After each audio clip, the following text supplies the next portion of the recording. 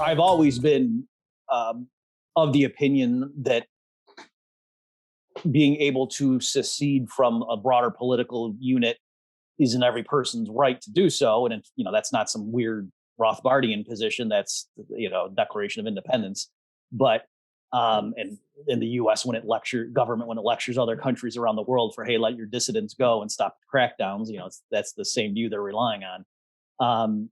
But in terms of the U.S. situation, yeah, the reason I think Texas makes sense, and so in the pamphlet, I go through this in detail as to why it is. But I said if we're talking about one state breaking away, then clearly it's got to be have an outside boundary, that it's got to be border either land or ocean to be able to have commerce and stuff with the rest of the world. Otherwise, it'd be too easy for the U.S. government just to encircle them if things went sideways.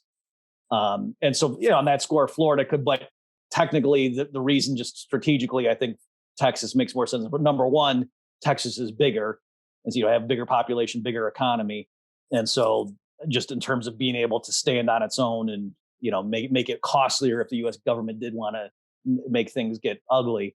There's that element, but also Florida, if the U.S. government wanted to, could just blockade it with a naval blockade. Whereas with Texas, they would also have to try to. There's, for one thing, there's two oceans they'd have to close off, and also, of course, the whole border with Mexico.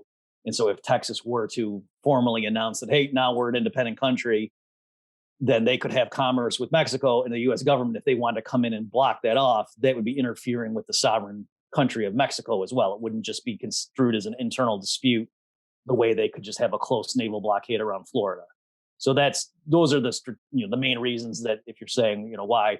But the other thing too is Texans have this, or some people say Texian, like, because that was the term that they used back then.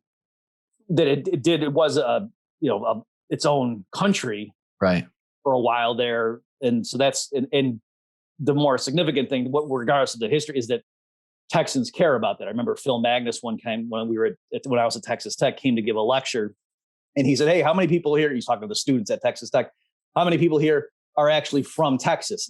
Half the kids raised their hand. He goes, yeah, the greatest country in the world. And everybody laughed and clapped. Yeah. But so that's kids from other states don't think like that. Or a different example, I heard that, some people from Texas, if they're like traveling in Europe and someone says, hey, where are you from? They don't say the US or America, they say Texas. Whereas if I were traveling and someone said, where were you from?